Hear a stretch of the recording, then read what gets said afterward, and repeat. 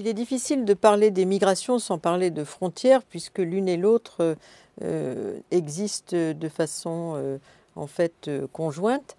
Et pendant très longtemps, les frontières étaient dans une configuration différente de celle que l'on a aujourd'hui. La frontière, ça peut à la fois amener de l'ordre, mais aussi du désordre.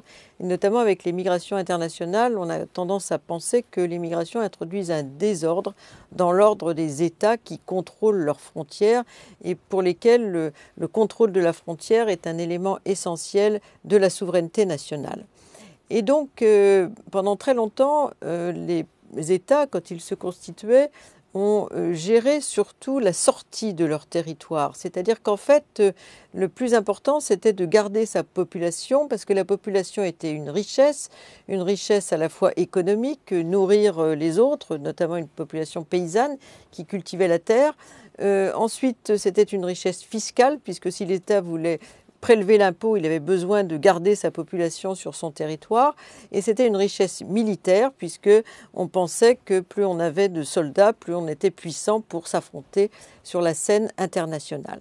Donc le droit de sortie était très minutieusement contrôlé.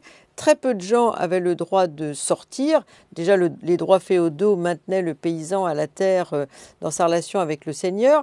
Mais ceux qui avaient le droit de sortie, c'était soit des élites, des ambassadeurs, des commerçants, des gens qui circulaient par-delà les frontières, et puis les indésirables, quelques minorités qui de temps en temps étaient expulsées en tant que telles ou qui quittaient de leur plein gré, parfois dans l'illégalité, ces territoires. Donc il était difficile de sortir de chez soi, mais en revanche, il était assez facile d'entrer ailleurs, surtout qu'à partir du moment, à partir du 19e siècle, surtout où les possibilités de transport ont été accrues, notamment du fait du passage du bateau à voile ou bateau à vapeur, qui avait une grande contenance et pour lequel il fallait une rentabilisation de ces gros bateaux. Donc il y avait des rabatteurs qui sillonnaient le monde, mais surtout l'Europe, pour essayer de faire partir des populations vers les terres d'immigration de peuplement, comme les États-Unis, le Canada, l'Amérique latine,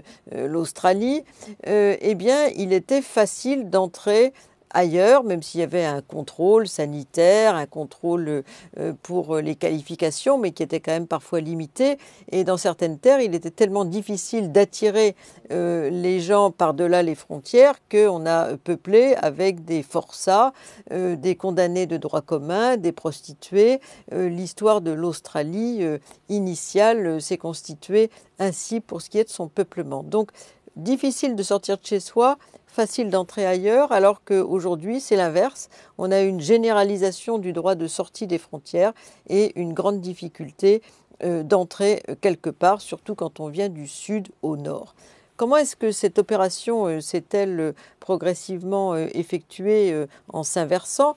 C'est le fruit de toute une histoire que nous allons essayer de parcourir, tout d'abord en évoquant le fait que la question de la frontière est aujourd'hui un objet de débat extrêmement sensible, alors que pendant très longtemps, il n'y avait pas beaucoup de débats sur la frontière, sauf pour des affrontements de voisinage.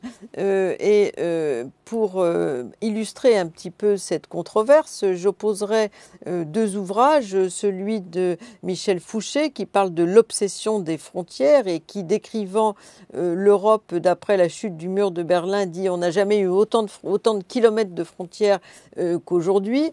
Et à l'inverse, Régis Debray, dans un livre qui s'appelle Éloge des frontières, dit que la frontière, c'est une façon d'expression des identités et que si on n'avait pas de frontières, on serait dans un monde où tout se diluerait l'un dans l'autre. Donc c'est un sujet extrêmement controversé et pendant longtemps, la frontière, ça a été l'expression pour les États à travers le bornage de leur entité politique. Il ne faut pas oublier que pour constituer cette histoire de la frontière, il faut revenir paradoxalement à la géographie. Il a fallu établir des cartes, il a fallu montrer les cartes.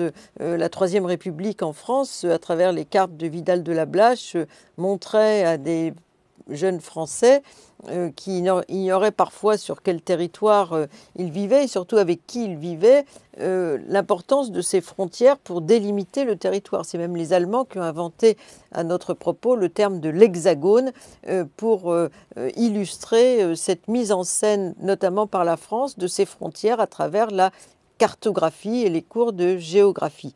Donc, les cartes ont été un instrument à la fois militaire mais aussi pédagogique d'illustration de la frontière, et ces frontières ont été surtout des lieux d'affrontement parce que il y avait d'une part la crainte d'arrivants venant de l'extérieur et puis l'idée de conquérir au-delà des frontières. Donc le bornage a toujours été très important pour les États-nations qui cherchaient à avoir une gestion assez précise de leur territoire. En revanche, beaucoup de grands empires avaient à leurs confins des frontières relativement floues et on ne savait plus très bien dans des zones désertiques où était la frontière, et les populations qui habitaient sur ces territoires ne savaient pas non plus très bien à quel véritable territoire ni État ils pouvaient parfois appartenir. Donc on est dans des approches assez différentes de la frontière, mais ce qui marque particulièrement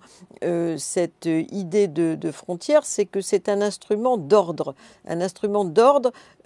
Et chaque État essaye de gérer sa frontière, sa population sur un territoire.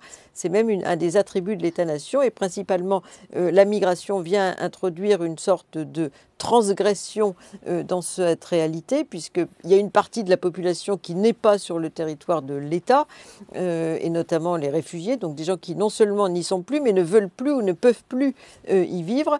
On a, avec la migration, des quantités de formes de transnationalisme, donc on traverse la frontière, on construit des réseaux qui ne sont pas des réseaux biétatiques, mais des réseaux transnationaux par-delà les frontières, à travers les échanges économiques, culturels, sociaux qui sont construits, et commerciaux qui sont construits par les migrants. Donc on est dans une logique de réseau et non plus de territoire et de frontières.